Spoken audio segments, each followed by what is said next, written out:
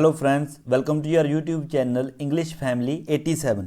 ਸੋ ਇਸ ਵੀਡੀਓ ਦੇ ਵਿੱਚ ਆਪਾਂ BA ਸਮੈਸਟਰ ਫਸਟ ਜਿਹੜੀ ਉਸ ਦੀ ਇੰਗਲਿਸ਼ ਲਿਟਰੇਚਰ ਹੈ ਉਸ ਦੀ ਗੱਲ ਕਰਾਂਗੇ।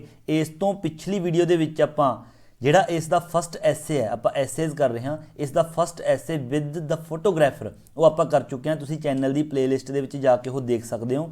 ਤੇ ਇਸ ਵੀਡੀਓ ਦੇ ਵਿੱਚ ਆਪਣਾ ਸੈਕੰਡ ਜਿਹੜਾ ਐਸੇ ਹੈ ਔਨ ਹੈਬਿਟਸ, मतलब आदतों के उपर बाय A.G. गार्डिनर, इस बारे गल करांगे। तुहानूं कोई भी इसका लॉन्ग क्वेश्चन आ जाता पेपर दे विच, तुसीं इक्को ही मतलब कॉमन आंसर जिहड़ा लिखोगे। सो देखो स्टार्ट करते हैं। The present essay on habits is written by well known writer A.G. Gardiner. A.G. Gardiner के द्वारा जिहड़ा यह ऐसे लिखा गया है। He always writes about the general social outlooks and traffic rules. अक्सर वह किस चीज़ बारे लिखता है जिहड़ा A.G. गार्डिनर है, जर्नल सोशल आउटलुक्स मतलब समाज बारे ज़्यादातर वो लिखता है एंड ट्रैफिक रूल्स के बारे अपने ऐसे दे विच वो ज़्यादा चर्चा करता है। Small social words and dealings are always present in most of his essays. उसके ज़्यादातर जिहड़े एसेज ने उस दे विच जिहड़ा समाज नां दा शब्द है अते डीलिंग्स ये शब्द ने जिहड़े अक्सर शामिल हुंदे ने उसके essays they which. In this एसे ये जिहड़ा अपना एसे है on habits, in this essay he talks about the importance of habits. वो मतलब इस एसे दे विच जिहड़ियां आदतां ने उन्हां दी महत्ता दे बारे अपने नाल गल करन जा रहा है। In the life of human beings, मतलब ह्यूमन बींग है जिहड़ा उसकी जिंदगी दे विच की महत्ता है आदतां दी, वो आपां नूं इस एसे दे विच दस्सिया गया है। हैबिट्स शुड बी क्रिएटेड, कहना जिहड़ियां आदतां ने वो बनाउणियां चाहीदियां ने, बट पर नॉट टू द एक्सटेंड, पर इन्नियां ज़्यादा विशाल भी नहीं बनाउणी चाहीदियां of becoming slave to them, जिहड़ियां कि सानू अपना गुलाम बना लैन। मतलब कि आदतां बनाओ पर आदतां दे गुलाम ना बनो, कि आपां उन्हां आदतां दे बिना बिल्कुल ना रह सकीए। इन्ना ज़्यादा गुलाम नहीं होना चाहिए सानू आदतां दा।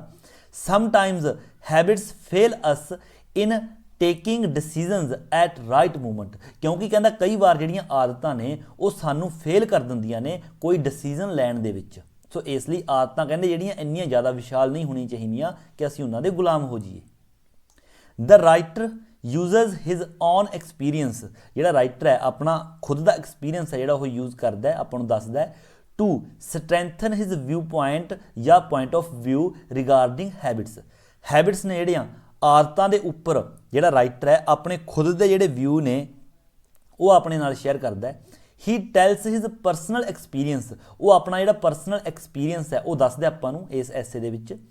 ही starts writing on an article, he starts writing an article, ते राइटर ने एक जिहड़ा आर्टिकल है वो लिखना शुरू किया विद अ फाउंटेन पेन, एक फाउंटेन पेन दे नाल, फाउंटेन मतलब जैल पेन दे नाल, gifted by one of his friend, जिहड़ा कि उसके एक दोस्त ने उसनूं गिफ्ट दिता सीगा। सो राइटर जिहड़ा अपना A.G. गार्डिनर है उसने लिखना स्टार्ट किया आर्टिकल फाउंटेन पेन दे नाल। सडनली पर अचानक ही की हुंदा है, he finds it difficult to move forward, पर अचानक ही वो की देखता है कि जदों वो आर्टिकल लिखन लगता है वो बहुत उहदे लई मुश्किल हो जाती है आर्टिकल लिखना। मतलब आर्टिकल वो लिख नहीं पाता क्योंकि फाउंटेन पेन दे नाल लिख रहा है। उस तो बाद की हुंदा है, he fails to concentrate over the matter of article, मतलब जिहड़ा वो सबजैक्ट मैटर लिख रहा हुंदा आर्टिकल दा वो फेल हो जाता है, उस दे उपर कंसनट्रेट नहीं कर पा रहा। हो आफ्टर मच थिंकिंग, बहुत समा सोचने तो बाद, ही कम्स टू नो, उसनूं पता चलता है that he is not writing with his old source that is pencil. अरे बहुत समा सोचने तो बाद उसनूं की पता चलिया, उसनूं ये नतीजे ते वो निकलिया कि वह पेंसिल दे नाल नहीं लिख रहा। क्यों? क्योंकि वह जिहड़ा पेंसिल नाल लिखण दा आदी हो गया सीगा, उसकी हैबिट सी कि वो जो कुछ भी लिखता सी वो पेंसिल दे नाल ही लिखता सी। पर इस बार वो की सी, वो फाउंटेन पेन दे नाल लिख रहा सी, इसलिए उस लई कॉन्सनट्रेट करना मुश्किल हो रहा सी। क्यों? क्योंकि वो पेन नाल लिखण की कोशिश कर रहा सी और वह पेंसिल नाल लिखण दा आदी सी, इसलिए उस तो आर्टिकल नहीं लिखा जा रहा सी। To write with pencil has become his habit, देखो क्योंकि पेंसिल नाल लिखनी उसका की है एक आदत बन गई सी उसकी, इसलिए पेन दे नाल उस तो नहीं लिखा जा रहा सी। सो ही कंक्लूडड, सो कि वो किस नतीजे ते पहुँचता है, so he concludes the idea that he must use pencil to write the article.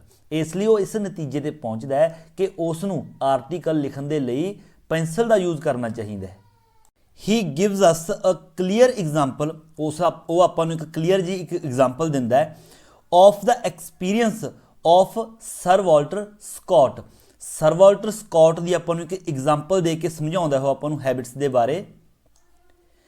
In his school, मतलब सर वाल्टर स्कॉट की गल कर रहा है, in his school days there was one hard competition, rival the मतलब तुसीं competition कह सकते हो इत्थे हार्ड कॉम्पीटिशन। तां की सी स्कूल के दिनों के विच एक मतलब बहुत बड़ा कॉम्पीटिशन सीगा ऑफ हिम उसका इन द क्लास एग्जामीनेशन, मतलब क्लास जिहड़े एग्जामीनेशन होने सीगे पेपर हो रहे सीगे तां एक बहुत बड़ा कॉम्पीटिशन सीगा उत्थे सर वाल्टर स्कॉट का। दैट बॉय जिहड़ा वो इत्थे कॉम्पीटिशन की जगह ते कॉम्पीटीटर भी लिख सकते हो तुसीं, कॉम्पीटीटर सीगा। दैट बॉय जिहड़ा वो कॉम्पीटीटर सीगा, that boy had a strength habit, मतलब उस जिहड़े लड़के की एक बहुत स्ट्रेंथ जिहड़ी एक हैबिट सीगी बहुत ज़बरदस्त of touching the button of the lower part of his coat, मतलब अपने जिहड़ा कोट सी उसके लोअर पार्ट ते एक बटन लग्या होया सी उसनूं टच करता रहिंदा सी, फंबलिंग करता रहिंदा सी ओह। स्कॉट केम टू नो, जिहड़ा स्कॉट है स्कॉट नूं पता चलिया उस बारे, came to know about this, जदों इस बारे स्कॉट नूं मतलब पता लग गया, and he removed the button from that boys coat, तो उसने की कीता उस लड़के दे कोट तो जिहड़ा बटन सीगा ओह बटन जिहड़ा सर वाल्टर स्कॉट ने कट दिता। सो गल समझ आई, मतलब ये दस रहा है जिहड़ा आपां पहलां कीता है कि स्कूल के दिनों के विच सर वाल्टर स्कॉट का एक कॉम्पीटीटर सीगा, लड़का सीगा जो मतलब हर बार फस्ट आउंदा हुंदा सीगा। ते सर वाल्टर स्कॉट है जिहड़ा उसने की देखिया, जिहड़ा वो लड़का है जिहड़ा फस्ट आउंदा हुंदा सीगा उस लड़के नूं एक हैबिट सी कि जदों भी वह क्वेश्चन सुनाउंदा तां ओह उसके लोअर पार्ट के उत्ते कोट के उपर एक बटन लग्या होया सीगा, ओह उसनूं एवें टच करता रहिंदा सीगा। तो सर वाल्टर स्कॉट ने की कीता उस बटन नूं कट दिता, उस बटन नूं लैके उसने कैंची नाल कटता। In the classroom when the question was asked to the boy, तो जो उस तो बाद क्लासरूम के विच उस लड़के तो क्वेश्चन जिहड़ा पुछया गया टीचर के द्वारा, हिज हैंड एज हैबिचुअल, तो वो हथ जिदा कि उसनूं आदत सी as habitual, went to the button but it was not there, तो उसके हथ ने जिहड़े उस लड़के दे जो सुनाउण लग्या दोबारा क्वेश्चन उत्थे फिर क्योंकि उसनूं आदी सीगा वो बटन नूं टच करन दा, तो जो उसका हथ उत्थे गया जो क्वेश्चन सुना रहा सीगा बटन नूं टच करन लग्या तो जिहड़ा बटन सीगा उत्थे नहीं सी क्योंकि सर वाल्टर स्कॉट ने वो कट दिता सीगा। ही फंबल्ड अगेन एंड अगेन, उन्हें दोबारा टटोलिया भी बटन मिल जे है ना, एंड गॉट पजल्ड, अते ओह पजल हो गया जो बटन उसनूं ना मिलिया। He couldn't answer the question and Scott took his position against the boy, जदों उसनूं उसका बटन जिहड़ा ना मिलिया दोबारा उन्हें देखिया तो वह लड़का जिहड़ा पजल हो गया और उस लड़के तो आंसर नहीं दिता गया क्वेश्चन का, and Scott took his position against the boy, और जिहड़ा सर वाल्टर स्कॉट है उस लड़के की जगह ते फस्ट आ गया तो वह लड़का जिहड़ा उस तो पिछे रह गया।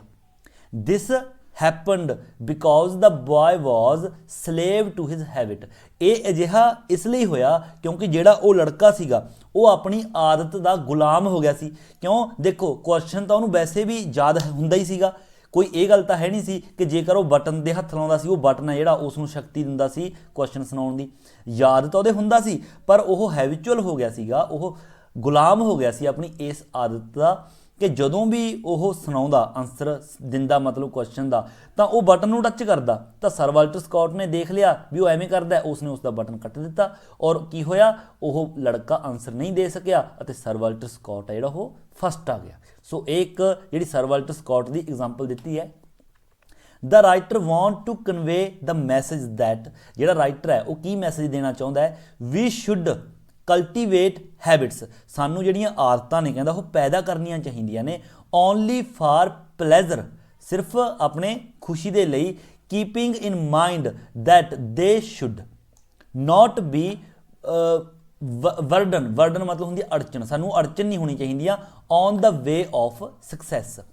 कहने का मतलब की है, कहना सानू आदतां ने जिहड़ियां कल्टीवेट वो सानू पैदा करनियां चाहिए ने है ना आदतां, ਓਨਲੀ ਫਾਰ ਪਲੈਜ਼ਰ ਕੀਪਿੰਗ ਇਨ ਮਾइंड, ਸਿਰਫ ਸਾਨੂੰ ਖੁਸ਼ੀ ਦੇ ਲਈ, ਸਾਡੇ ਦਿਮਾਗ ਦੇ ਵਿੱਚ ਖੁਸ਼ੀ ਹੋਵੇ, ਮਤਲਬ ਸਾਨੂੰ ਆਦਤਾਂ ਪੈਦਾ ਕਰੋ ਦੈਟ ਦੇ ਸ਼ੁੱਡ ਨਾਟ ਬੀ ਬਰਡਨ, ਪਰ ਉਹ ਆਦਤਾਂ ਨੇ ਜਿਹੜੀਆਂ ਸਾਨੂੰ ਬਰਡਨ ਨਹੀਂ ਹੋਣੀਆਂ ਚਾਹੀਦੀਆਂ on the way of success, ਸਾਡੀ ਸਕਸੈਸ ਦੇ ਵਿੱਚ ਰੋੜਾ ਨਾ ਪਾਉਣ ਉਹ ਆਦਤਾਂ। ਜਿਸ ਤਰ੍ਹਾਂ ਕਿ ਉਸ ਲੜਕੇ ਦੀ ਸਕਸੈਸ ਦੇ ਵਿੱਚ ਉਸ ਦੀ ਜਿਹੜੀ ਆਦਤ ਹੈ ਬਟਨ ਨੂੰ ਟੱਚ ਕਰਨ ਦੀ, ਉਸ ਨੇ ਅੜਚਨ ਪਾਤੀ ਤੇ ਉਹ ਲੜਕਾ ਫੇਲ ਹੋ ਗਿਆ।